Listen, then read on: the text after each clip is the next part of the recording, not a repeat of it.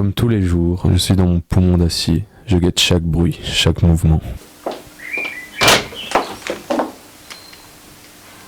Comment tu te sens, mon chéri?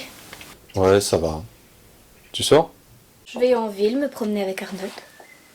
Encore lui? T'en fais pas, y a rien à faire encore. Je ne m'en fais pas. C'est juste que je suis assez étroit d'esprit. Tu rentres pour souper? Je pense. Pourquoi n'inviterais-tu pas Arnold? T'en as vraiment envie, Dave? Bien sûr, s'il est ami avec toi. Pourquoi il serait pas avec moi? Je vais essayer d'arranger ça. Cindy avait cette capacité de ne pas se laisser prendre au piège. En plus d'être dotée d'une grande intelligence, elle avait quelque chose qui me plaisait. Je n'étais pas amoureux, mais j'étais sûr que me présenter avec cette jeune femme à mon bras m'attirerait la sympathie de mes amis et la jalousie de mes concurrents. J'avais eu raison, c'est pourquoi je lui ai demandé d'emménager avec moi. Même si tu ne m'aimes pas? C'est la femme qu'il me faut. On pourrait faire une bonne équipe. Faut que tu saches quelque chose, Dave. J'aime ma petite personne. Je m'aime énormément. Je ne peux pas dire que je me déteste.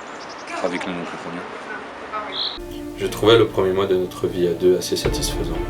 Elle ne parlait pas beaucoup, et elle avait toujours quelque chose de lointain dans son regard. Un soir, alors qu'on discutait, j'ai vu qu'elle regardait distraitement les étoiles. Et un matin, j'ai eu des accès de fièvre et je fus pris de nausées. Quelques jours plus tard, j'étais paralysé. La polio avait réussi à me scier les pattes à moi. Dave Ramey. Miss Collins! Oui, monsieur Ramet? Emmenez-moi au salon, s'il vous plaît. Pouvez-vous m'emmener face à la fenêtre, s'il vous plaît?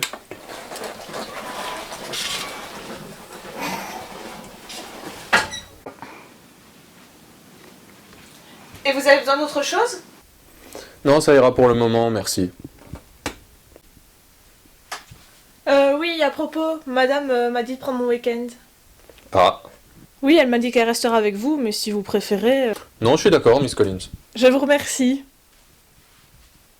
Je me demande ce que font Cindy et Arnold. Je les ai déjà vus une fois. Elle avait le regard braqué sur lui, la bouche légèrement entr'ouverte. Elle ne pensait sûrement pas à son mari, épave qui se dressait comme un obstacle entre elle et la liberté. Les symptômes sont évidents, ça fait des jours que je les observe. Mais il faut que je sache. Bonsoir, Dave. Alors, cette journée? Magnifiquement bien. Ta copine a l'air de s'y connaître en navigation, quand même. Il n'y a pas que dans ce domaine. Tu as donné congé à Collins pour le week-end? Tu y vois un inconvénient?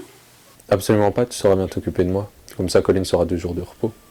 En 2 semaines, elle n'est sortie que 2 fois, elle le mérite. Arnold, vous restez pour le souper? En fait, je devais... Non, je serai enchanté de manger avec vous. J'espère que ça se passera sans douleur. De quoi parles-tu? De l'assassinat. De quoi parles-tu, Dave? J'ai été énormément en contact avec les gens, je les connais bien. Inutile de me faire un dessin. On a passé un bon moment, non? Oui, quand même. C'était bien. Quand tu étais valide. Et maintenant, c'est différent? Tu es plus mort que vif et, comme je te connais bien, je me suis demandé si tu avais envie de mourir. Non, Cindy. Et c'est la preuve que tu me connais mal. Cette existence n'est pas si pénible si on m'aide un peu. Je peux lire, jouer aux cartes et régler mes affaires au téléphone. J'aime me rappeler que j'ai commencé à zéro et que j'ai fini par obtenir cet appart. Qu'est-ce qu'un homme peut demander de plus? Rien. Sauf une femme. Tu ne m'as jamais appartenu. Si, pendant un moment. Tu as eu ce que j'étais en mesure de te donner. Et maintenant, je n'ai plus rien de toi. C'est la vérité. Dans toute sa simplicité et sa sécheresse. La vie est comme ça, il faut l'accepter. Sans honte, ni remords, ni sentiments, ni émotions. C'est toi qui as engagé cette conversation. C'est quoi toutes ces choses dont tu parles? Tu ne veux pas le savoir, n'est-ce pas? C'est toi qui as commencé à en parler, souviens-t'en. Moi, je vais en parler. Maintenant, il y a Arnold et la liberté à portée de main. La liberté et l'argent à foison. Tout ce qui t'en sépare, c'est un homme plus mort que vif. C'est pour ce soir? Désires-tu réellement le savoir? Je pense que non. Comment ça va se passer? Du poison ou une chute dans la piscine? Certains auront peut-être des doutes. Et suspecter et prouver sont 2 choses différentes. Je pourrais parler de tes projets à un tiers. Et le téléphone? Il faudrait encore que tu y arrives. Voilà encore une réalité sèche et brutale. Tu ne peux rien faire, même pas bouger. Tu es totalement à ma merci, Dave. En effet. Néanmoins, il y a un détail sur lequel je vais insister. Je veux que ce soit sans douleur. Je suis vraiment navrée que tu aies engagé la conversation sur ce terrain. Je t'aimais bien, tu sais, quand tu étais encore un homme complet. Et Je me suis rendu compte de ton courage quand la maladie t'a frappé. Je pense que c'est maintenant que je me rends vraiment compte de la profondeur de ce courage. Je crains que cette soirée n'ait été sinistre. Pourquoi n'irez-vous pas vous baigner tous les deux? C'est-à-dire que... J'insiste, ouvrez la porte-fenêtre et allez vous amuser.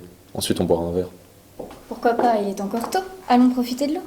Viens Arnold, Dave ne se sauvera pas. Ça tu peux en être sûr. Arnold, je vais te prêter un maillot. Cindy va aller le chercher. Je les imagine près de l'eau et en train de rire.